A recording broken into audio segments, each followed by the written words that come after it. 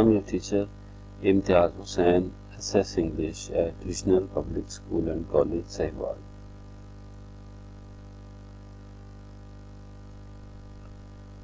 Our today's topic is non-finite verbs. Non-finite verb is a verb form that is not limited by a subject, and more generally, it is not fully inflected by categories. A non-finite verb cannot be used as the predicate in a sentence. Non-finite verbs cannot be main verbs by themselves. The infinitives and present and past participles are the non-finite verbs: to do, doing, done. So this is outline structure of non-finite verbs. So as we have discussed in the previous slide, the definition of non-finite verbs, and here we can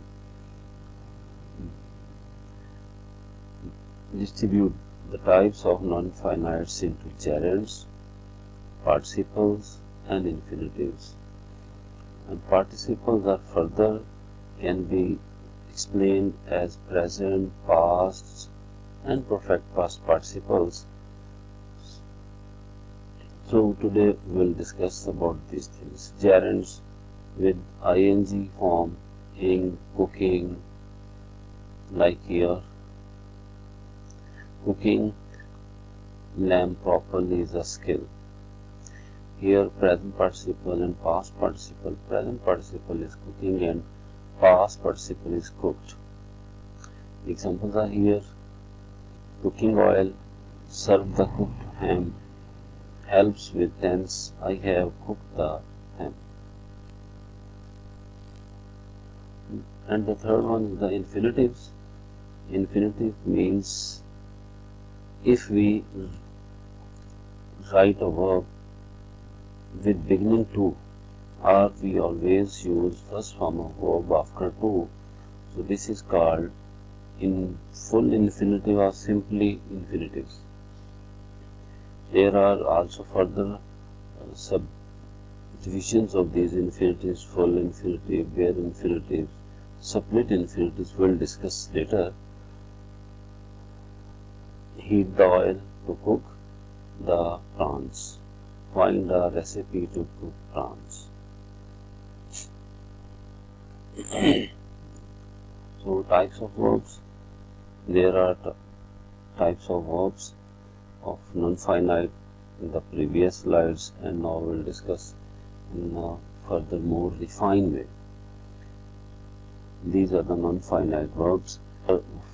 First verb is distributed into finite and non-finite verbs. Finite verb is shows tense, number, voice, or simply we can say shows tense, and we can convert finite verbs into passive voice, and finite verb always take object at the end. And non-finite, our today's topic is infinitive, gerund, participles. And infinitives, full infinitive, bare infinitive, split infinitive, participles, present participle, past participle and perfect participles. So now we compare finite and non-finite verbs over here, just to elaborate the concept of non-finite very clearly for you people.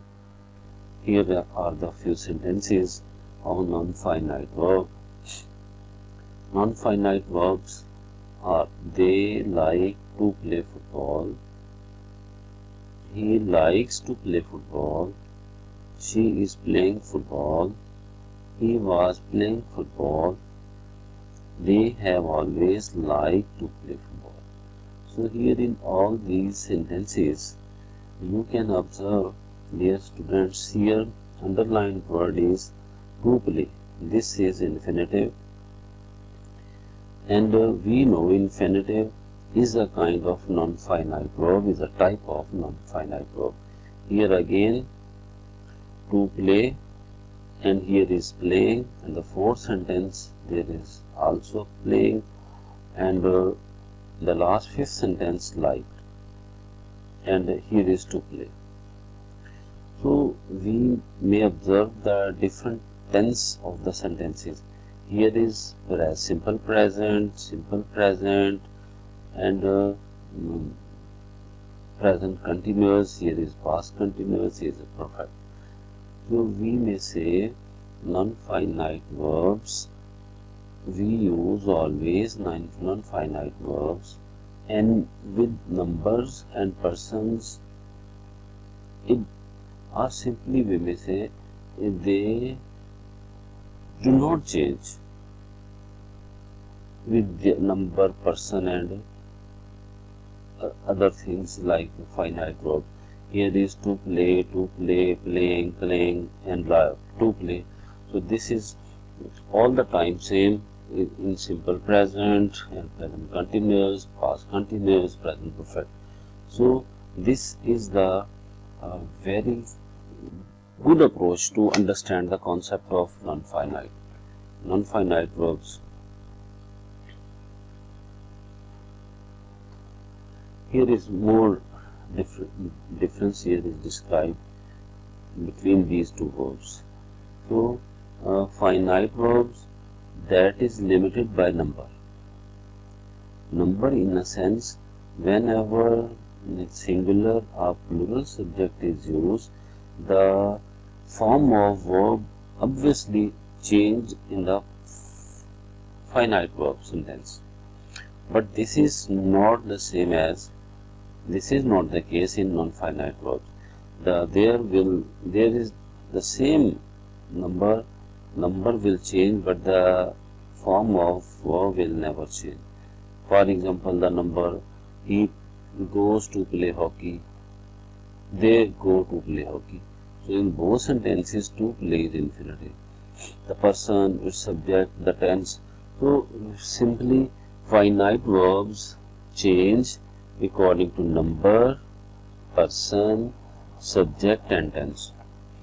Number singular plural, person means first person, second person, third person, and subject and tense, simple, present, past, or whatever the tense is. So according to these changes, number, person, subject, and tense, the finite verb will change. But this is not the case in non-finite verbs. Non-finite verbs don't change with the change of number, person, subject, and tense. Types of non-finite verbs: the infinitive, gerund, participles. So the infinitives. A non-finite verb is generally preceded by to. Is a verb, infinitive is a verb which is used like a noun, adjective, or adverb. Examples: the children have come to see the play. Second example: the principal would like to call for a meeting. I would like to play with the cat. So in these three examples, the first one, the children have come to see the play. So here verb is preceded by to, and it is infinitive. So the second example, the principal would like to call for a meeting. So to call, it is also an infinitive, to play, it is also an infinitive. So whenever a verb preceded by to, or to, then this form of verb is called infinitive. The participles is a non-finite verb. The participle is a verb that does the work of an adjective. There are three types of participles. We know present participle, for example, cooking, playing, dancing, and past participles, cooked, danced, so on. So perfect participles are used in perfect tenses. Stolen books likewise. Present participles. Now we will discuss these three types of participles one by one. Present participle, these participles and in ing form or progressive form, this type of participle shows an ongoing or incomplete action. For example, I saw a thief stealing the money. Here stealing is present participle. We can hear a dog barking. Here word barking is participle and present participle. The swirling waves engulfed him. Seeing a mad dog running towards my house, I quickly bolted my door.